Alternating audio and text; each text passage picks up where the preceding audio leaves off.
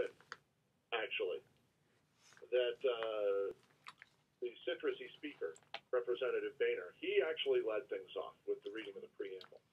I was hoping that he was going to actually sing it, but no such luck. Anyway, putting us on the Newsmaker line right now is our politics guru back from the secret undisclosed location. Ladies and gentlemen, put your hands together for Iowa State University political science professor Stephan Schmidt. Professor, good afternoon. Good afternoon, sir. It's a pleasure and happy 2011. Is that how we're pronouncing this year? I think it is 2011. I think is how we are actually, we got word, the style book actually dictates we have to say 2011. We do. And I want to tell you that I, Stephan Schmidt, in order to form a more perfect union and establish justice and promote the general welfare, I'm very happy to be on your show. Thank you. Thank you. And we're good that you found your way through airplane, airport, train, all sort of transportation delay. I think you found every one of them. I did, and it's not that difficult, really, when you're in a big international airport and the airlines have managed to create lines that are incomprehensible, for, people going international and people going domestic and people wanting tickets and short people and heavy set people.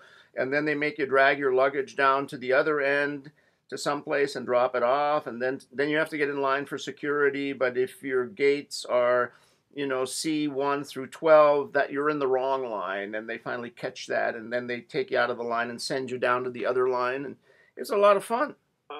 By the way, did you form any lasting personal friendships with any TSA agents? I did not, and they did in fact have the machine that makes you naked at Miami International Airport, but they didn't use it on me. They said it would probably break the machine. So, really? Yeah.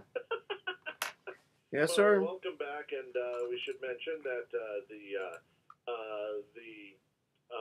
semester starts, Monday for you kids? Yes, it does, and we're just chomping at the bit, ready to go, and we've got lots of great students, and the campus is still very quiet today, but on Monday it will be a buzz with fresh faces, and some who flunked out won't be coming back, but yeah. There was always a bit coin toss for me when I was in college. Yeah, me too. The first 2 years were touch and go.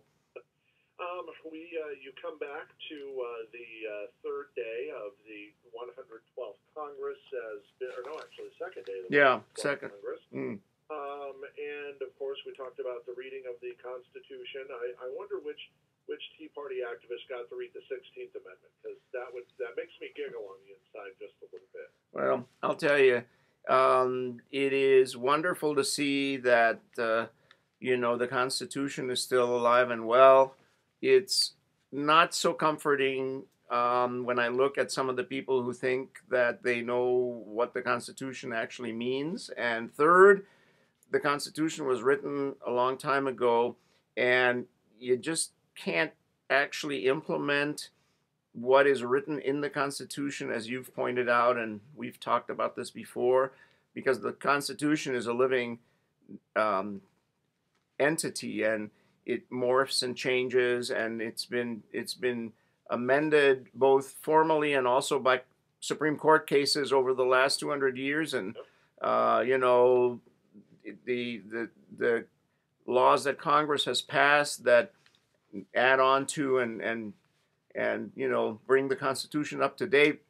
Those are all part of the Constitution, and you can't go back to that interesting, short but very minimalist document that goes into a vault in Washington, D.C. so that it can survive a nuclear attack, because there's a lot more to the Constitution than that actual document. So I think there's a great danger in having people like Glenn Beck and others, lecture us about what the Constitution means and leave out the last 200 years of court cases and practice and change in our society. And I think, Americans ought to think about that a little bit too. Well, and it is, and I've talked about it with the listeners in the past. Yeah. That great satire publication, The Onion, did something a few years, this has been about a year ago, where they wrote one of their satirical pieces quoting a guy who liked to talk about the Constitution as he thought it was, not the Constitution as it really was.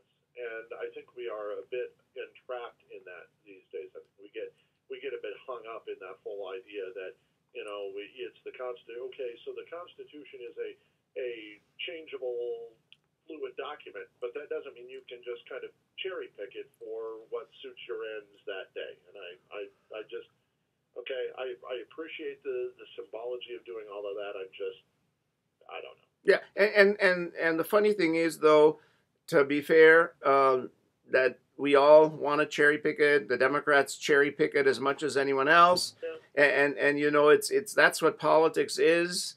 And the Second Amendment really means that we don't have the right individually to carry firearms if you want to interpret it that way, or this it means that we do have that right. And how do we find out what the framers of the Constitution actually meant? Well, some of us rely on the Supreme Court cases, and the Supreme Court can interpret the Constitution and does so every year when cases come up. They interpret the Constitution, what it meant in light of where we are in 2011 or whenever it is. And so you got to be careful there. We've got a system that kind of works pretty well. If you try to go after the purists and go and try to interpret the Constitution as it was written on the parchment or on the sheepskin, and then you want to maybe, even if you don't like the rulings, impeach members of the Supreme Court either at the federal or state level because you just don't like how that ruling came out, then you start really pulling out some of the underpinnings that have made us a very stable country. So those are some things I worry about. I do have right here in my hands the New York Times of today with the picture of John Boehner hugging Nancy Pelosi as he takes over the role of Speaker of the House.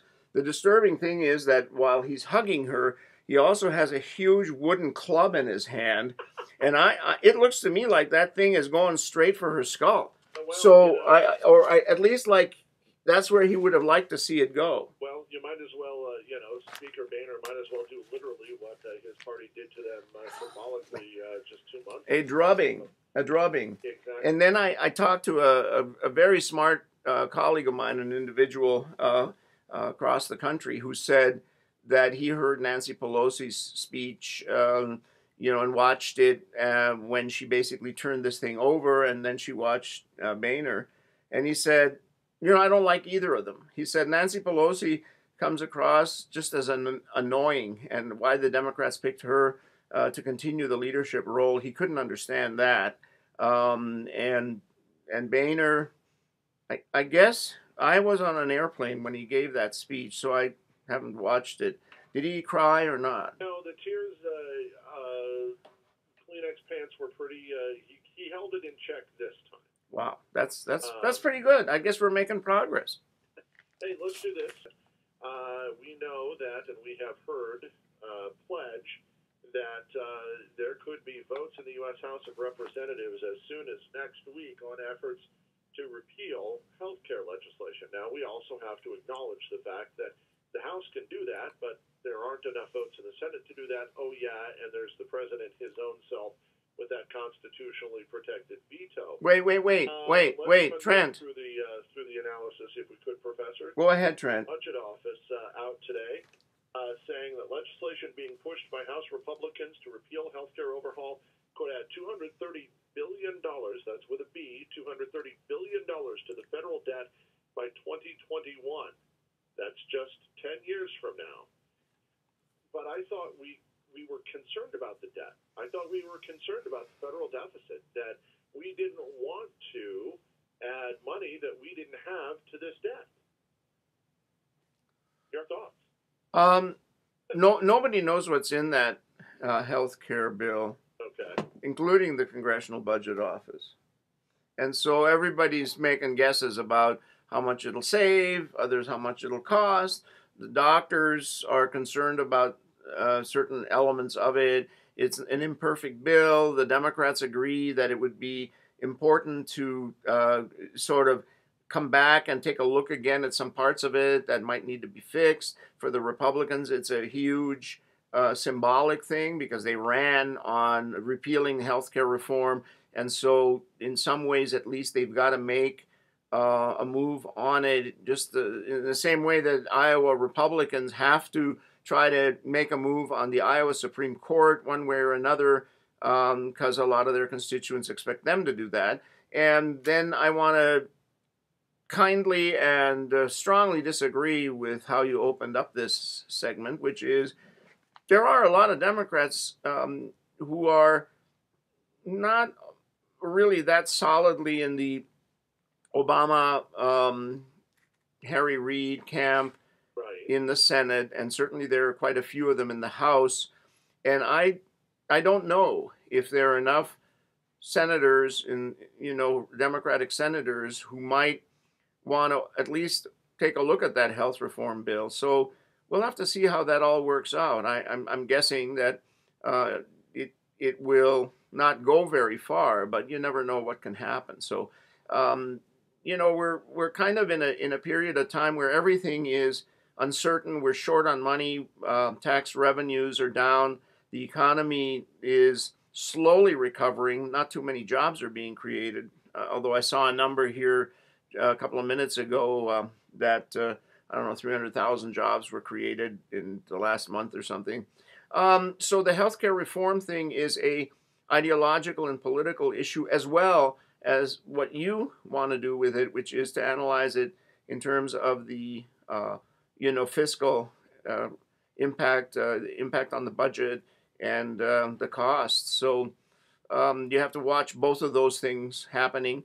And then, as you know, the Republicans themselves, they're just hot to go. They're drooling, and they're ready to do a lot of things. And among them is a gigantic list that's too big to put on a yellow pad of investigations that they are going to start launching against the bureaucracy and the Obama administration on all kinds of different things.